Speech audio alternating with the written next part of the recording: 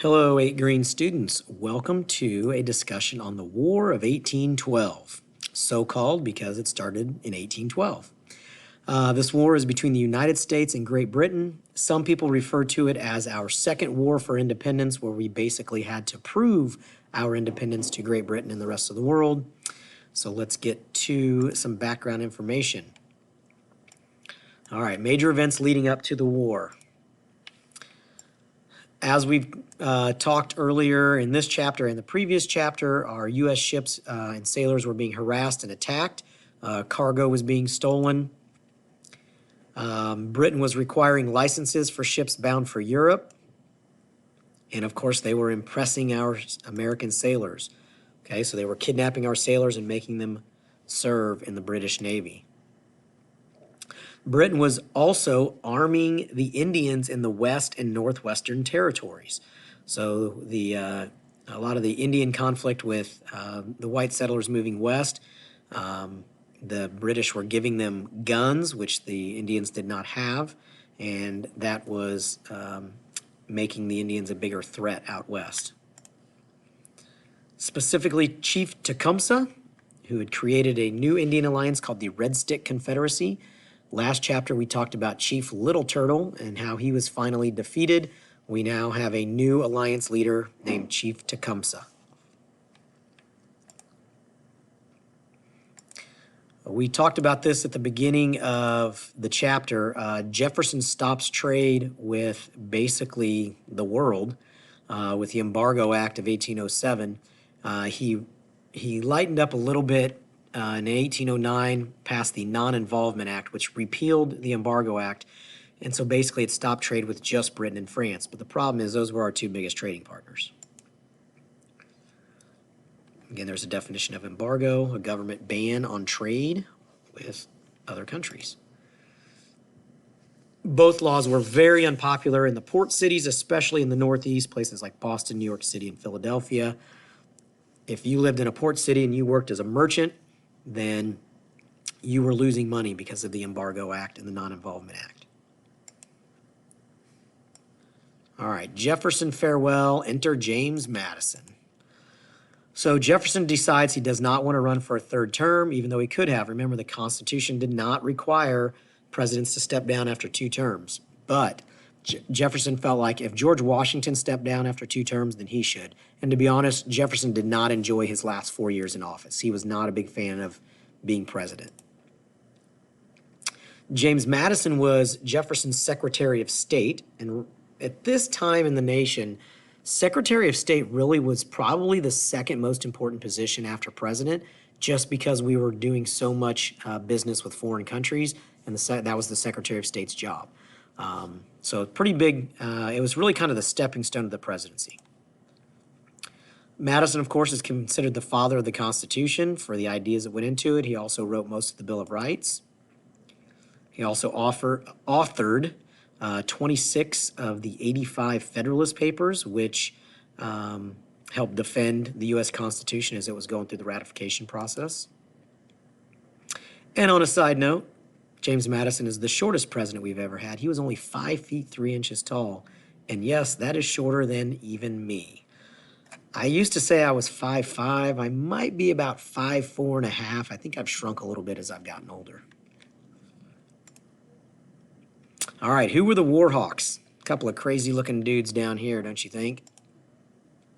So the Warhawks were mostly Democratic Republicans. They were congressmen who lived in the South and the West, and they were in favor of war with Great Britain. So they were Warhawks. They wanted to go to war. Even though it might hurt the Northeastern economy, they believed that it was time that we declared war on Britain. This is Henry Clay. You'll hear his name a lot over the next couple of chapters. This is John C. Calhoun. You'll also hear his name come up a little bit. All right, so why did the Warhawks want war? Well, let's look at the benefits or pros of going to war. What would be the good that would come out of another war? Number one, we can stop the Indian attacks in the West. If we go to war with Great Britain is not going to have the resources and financial backing to then supply the Indians with weapons in the West. Number two, We're trying to stop the impressment of our sailors. We're tired of our sailors being kidnapped. Number 3, it gives us a chance to expand our national boundaries. The Warhawks were also called expansionists, and expansionists basically wanted to make America as big as possible. And if we go to war with Britain, we could potentially take Canada, which is controlled by Britain, and Florida. Now, Florida is controlled by Spain, but Spain was a natural ally to the British. So if we go to war with Great Britain, chances are we're going to also go to war with Spain, and so you have an opportunity to take land from your enemy's enemy, or excuse me, your enemy's ally. And finally, national pride, defend our honor. Okay, we've been an independent nation now. We declared in 76. We gained our independence in 83. It's now 1812. We're looking at 30 years where we have really not been treated like an independent nation. It's time that we defend that honor. What are some bad things, some drawbacks or cons? Why should we not go to war? Not everybody wanted war, especially the Federalists, those people who focused on trade and manufacturing and merchant shipping. We'd lose a lot of money. Our military was small. Remember, Jefferson had shrunk the size of our Army and Navy. We did have state militia that comprised most of our forces, but state militia didn't fight outside of their state boundaries. At this time, we only have 22 naval warships. I believe the British have like 1,000. Oh, there you go. Great Britain had the strongest. They had like 1,000. And it's going to cost a lot of money. Remember, the Federalists were all about paying off national debt, not increasing the debt. And, of course, it's going to cost lives. We could lose control of the Ohio River Valley, the profitable fur trade, New Orleans, that major port city, and the Mississippi River. Everything flowed through the Mississippi. And I don't know if you can see this because it might be off the screen down there. But the last one says we could lose our independence. Okay, we could lose our independence. Scroll that, pull that down. There we go. If Great Britain defeats us, they're going to probably recolonize us. So that would not be good. All right, so June of 1812, Madison asked Congress for an official declaration of war. So Madison is the first president to ever ask for that. The vote was pretty much split on regional lines. Northern congressmen saying no, Western and Southern congressmen saying yes. Passed the Senate by a very narrow margin, a 19-13 vote.